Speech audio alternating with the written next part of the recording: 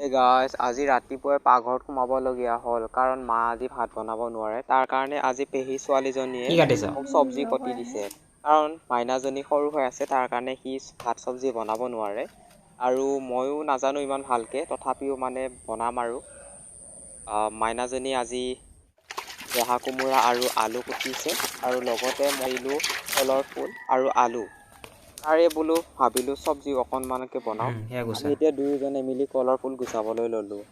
আৰু কাৰ ঘৰত ছোৱালী নাই কমেণ্ট কৰি জনাবচোন। ছোৱালী নহ'লে কিমান কষ্ট হয়, নিজে ভাত চব্জি বনাই খাবলগীয়া হয়, নিজৰ লাগতিয়াল কামবিলাক নিজে কৰিবলগীয়া হয়।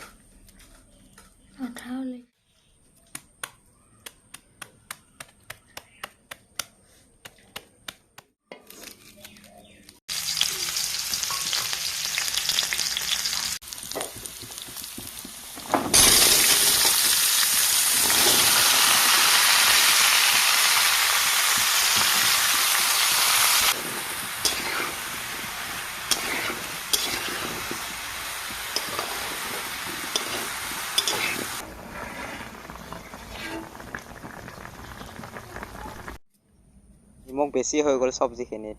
এতিয়া আৰু ভাজিখিনিত কিবা হয় গম নাপাওঁ আৰু, এতিয়া খালেহে গম পাম আৰু। উপায় নাই, নিমখ বেছি হোৱা চব্জিকে খাব লাগিব আজি।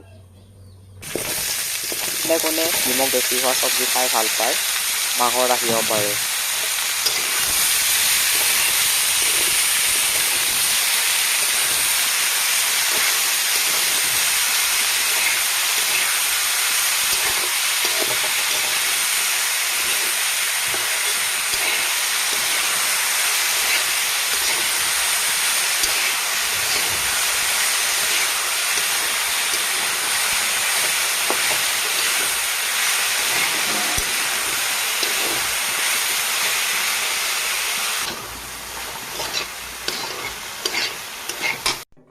মোৰ ভাত খাবৰ কাৰণে ৰেডি হৈ গ'ল।